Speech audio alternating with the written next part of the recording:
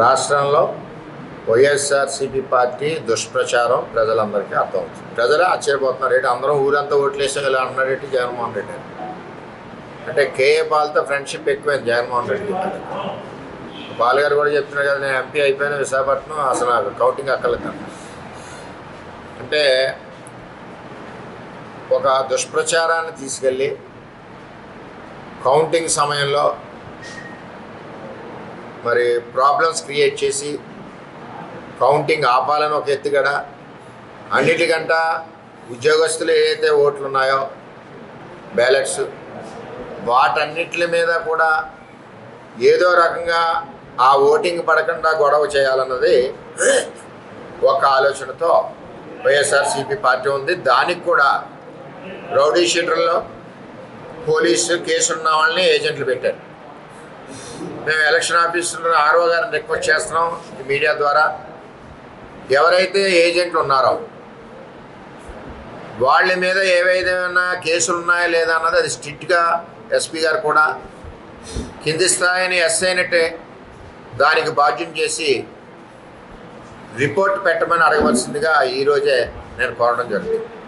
ఎంచేదంటే police department కూడా ఒత్తిడి ఉండడం వలన వాళ్ళు తీసుకొట్టాయి. తెలుగుదేశం పార్టీ అవనండి, వైఎస్ఆర్సీపీ పార్టీ అవనండి, జనసేన అవనండి, బీజేపీ అవనండి, అటువంటి వ్యక్తులకి ఎవరికి కూడా బూతుల్లో స్థానం ఇవ్వకూడదు. రెండవది వైఎస్ఆర్సీపీ వాళ్ళు ఇండిపెండెంట్ దగ్గర ఇవి తీసుకుని వాళ్ళు వస్తూ ఉన్నారు. ఇండిపెండెంట్ దగ్గరికి వచ్చినప్పుడు కొంత రూల్ పొజిషన్ ఉంది.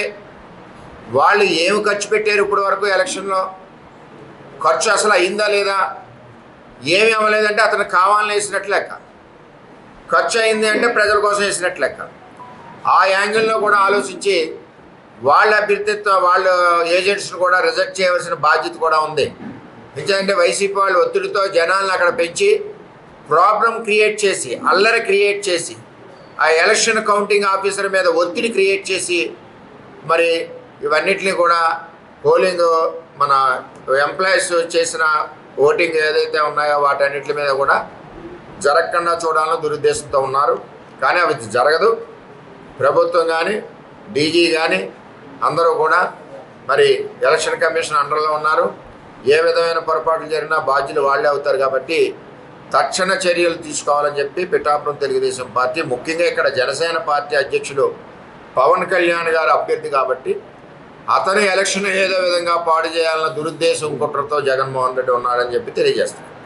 ఒక పవన్ కళ్యాణ్ గారనే కాకుండా ఉమ్మడి తూర్పుగోదావరి జిల్లాలో ప్రతి చోట ఇదే కార్యక్రమం వైఎస్ఆర్సీపీ పార్టీ వాళ్ళు పెట్టుకున్నారు. వాళ్ళు ఆల్రెడీ ఓడిపోయారు. అది నాకంట ప్రతి గ్రామంలో దేశాలే ఓడిపోతాడు కదా జగన్మోహన్ రెడ్డి ఇలా అంటున్నారేంటి, ఓడిపోతాడు కదా జగన్మోహన్ రెడ్డి ఇలా అంటున్నారేంటి అని రకరకాలుగా కార్యక్రమాలు వస్తున్నాయి.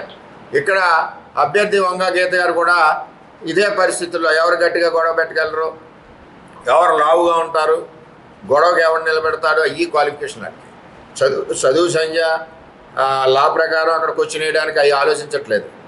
చేత పవన్ కళ్యాణ్ గారిని ఏదో విధంగా ఇబ్బంది పెట్టాలని ఒక దురుద్దేశంతో ఉన్న వైఎస్ఆర్సీపీ పార్టీ యొక్క ఆలోచనల్ని Telugu Desam party, Janasena party, BJP party కూటమి జరగనివ్వదు. ఏ విధంగా అయినా మేము చట్ట ప్రకారం మిమ్మల్ని ఎదుర్కొంటామని చెప్పి హెచ్చరిస్తున్నాం. ఈ విధంగా అదేవిధంగా ఆఫీసర్లని కూడా ఆర్ఓని జిల్లా ఎస్పీ గారిని కూడా రిక్వెస్ట్ చేస్తున్నామని చెప్పి తెలియజేస్తాం.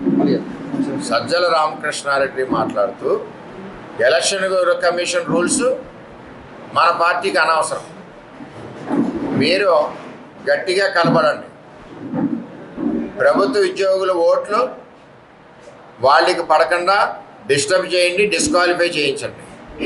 ఇది సజ్జల రామకృష్ణారెడ్డి ఇచ్చిన ఆదేశాలు. అంటే ఎలక్షన్ కమిషన్ రూల్స్ కానీ రెగ్యులేషన్స్ కానీ చట్టాలు కానీ వీరెవరో కూడా గౌరవించరు వైఎస్ఆర్సీపీ పార్టీ అన్నది క్షుణ్ణంగా సజ్జల రామకృష్ణారెడ్డి స్టేట్మెంట్తో అర్థమవుతుంది. ఇటువంటి స్టేట్మెంట్లు కానీ ఇవి కానీ అన్నింటికి కూడా మేము సిద్ధంగా ఉన్నాం. చట్టపరంగా మీ ఆటలు సాగనీయం, మీ భరతం పడతామని కూడా తెలియజేస్తాం.